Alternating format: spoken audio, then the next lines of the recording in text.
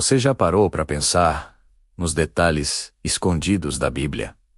Aquelas histórias e personagens que nem sempre recebemos nos sermões de domingo? Hoje, vamos mergulhar fundo em 20 perguntas bíblicas que talvez você nunca tenha se feito, explorando cantos menos visitados das Escrituras. Prepare-se para um desafio que vai expandir sua mente e sua fé.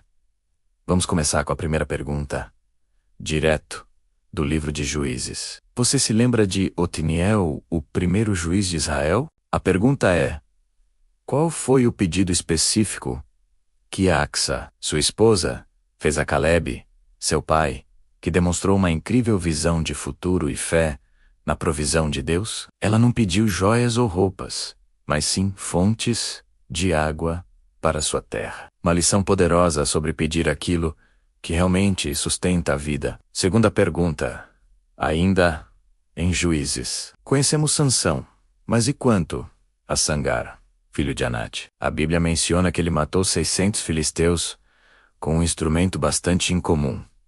Você sabe qual era? Uma aguilhada de bois. Isso nos mostra que Deus pode usar qualquer ferramenta, por mais simples que seja, nas mãos de alguém disposto. Terceira, no livro de Reis, ouvimos muito sobre Elias e Eliseu. Mas você já ouviu falar de Jeú? Ele foi ungido para executar o juízo de Deus sobre a casa de Acabe. A pergunta é: qual foi a frase icônica que Jeú disse a Jonadab, filho de Recabe, ao convidá-lo para sua carruagem, mostrando sua paixão pelo Senhor? Ele perguntou: é reto o teu coração, como o meu é para contigo. E então disse: vem comigo, e vê o meu zelo pelo Senhor. Quarta pergunta, saindo dos reis e indo para os profetas menores. O livro de Obadias é o menor do Antigo Testamento. Com apenas um capítulo, ele profetiza contra uma nação específica por sua arrogância e por se alegrar com a desgraça de Israel. Que nação era essa? Era Edom. Uma advertência temporal sobre o orgulho e a falta de compaixão. Quinta, no livro de Naum, que profetiza a queda de Nínive.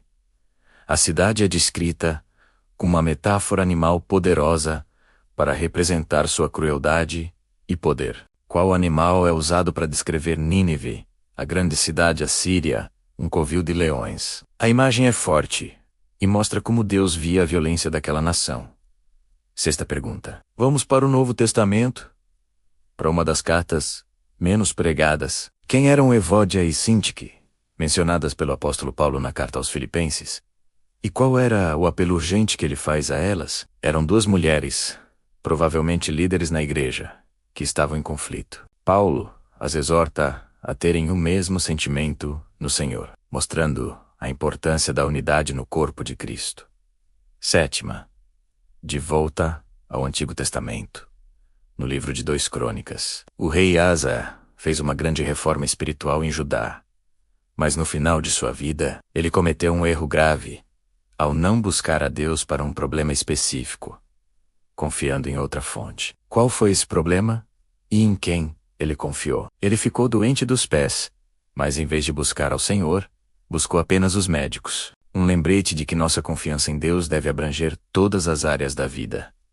Oitava pergunta. No livro do profeta Ageu, o povo havia parado a reconstrução do templo para cuidar de suas próprias casas. Ageu os confronta com uma pergunta retórica sobre suas prioridades. Você se lembra da imagem que ele usa para descrever a futilidade de seus esforços sem a bênção de Deus? Ele diz que eles recebiam seus salários e os colocavam em sacos furados. Nona. Quem foi Uzai, o arquita, e que papel crucial ele desempenhou durante a rebelião de Absalão contra seu pai, o rei Davi? Ele era um conselheiro leal a Davi, que fingiu se aliar a Absalão. Seu propósito era frustrar o conselho sábio de Aitofel. E ele conseguiu, dando a Davi tempo para escapar e se reorganizar. Uma história incrível de lealdade e estratégia divina. 10ª pergunta. Estamos na metade. Em 2 Reis, lemos sobre a reforma do rei Josias. Durante a limpeza do templo, um objeto de imenso valor espiritual foi encontrado, o que provocou um avivamento nacional. que foi encontrado. O livro da lei. Isso nos ensina como o reencontro com a palavra de Deus pode transformar completamente uma nação. 11ª. No livro de Filemão, Paulo intercede por um escravo fugitivo. Qual era o nome desse escravo e o que Paulo se oferece para fazer em nome dele? O nome era Onésimo. Paulo se oferece para pagar qualquer dívida que Onésimo tivesse com Filemão, seu mestre, tornando-se um belo exemplo de intercessão e reconciliação. Segunda, vamos ao profeta Joel. Ele descreve uma devastação terrível causada por um exército de insetos para chamar o povo ao arrependimento. Que insetos eram esses? Gafanhotos. Joel usa essa praga para ilustrar o dia do Senhor e a necessidade urgente de se voltar para Deus. 13ª. No livro de Reis, lemos sobre a sabedoria de Salomão. Uma rainha de uma terra distante viajou para testá-lo com perguntas difíceis. Quem era essa rainha? E de qual terra ela veio? Era a rainha de Sabá.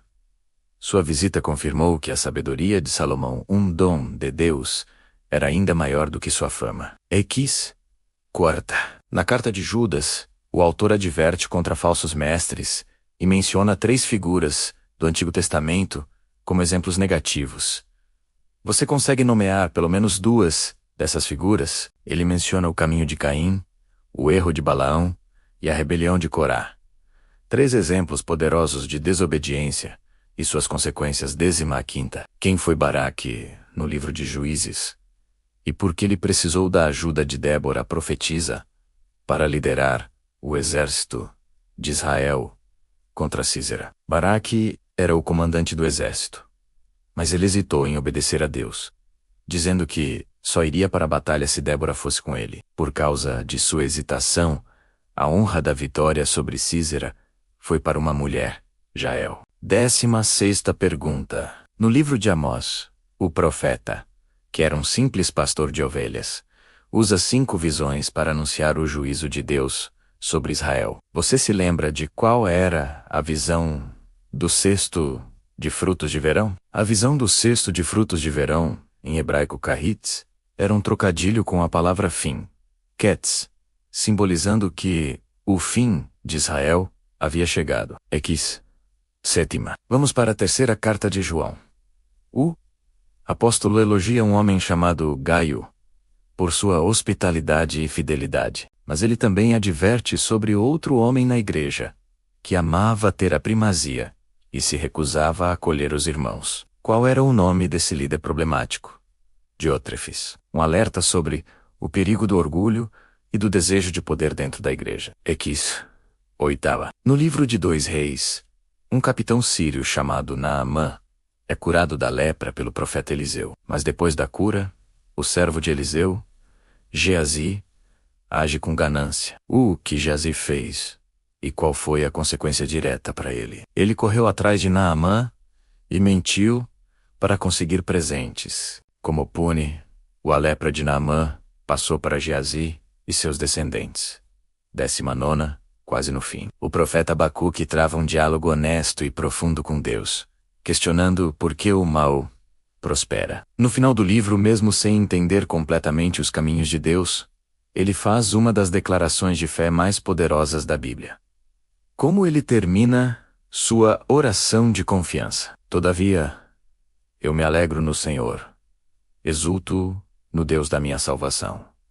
Uma fé que não depende das circunstâncias. E a nossa 20ª e última pergunta: quem foi Epafrodito, mencionado por Paulo na carta aos Filipenses? Paulo o descreve com termos muito fortes, chamando de meu irmão, cooperador e companheiro de lutas. Epafrodito adoeceu gravemente, quase à morte, enquanto servia a Paulo e a igreja de Filipos. Ele é um exemplo incrível de sacrifício e serviço no ministério.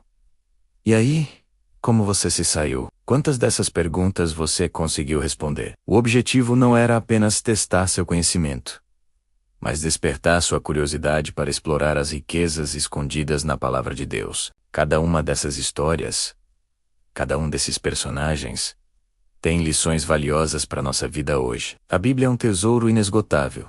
E sempre há algo novo para aprender. Se você gostou desse mergulho profundo, deixe seu like, compartilhe com alguém que também ama estudar as Escrituras e comente qual pergunta mais te surpreendeu. E claro, se inscreva no canal para não perder nossos próximos vídeos. Obrigado por assistir e até a próxima.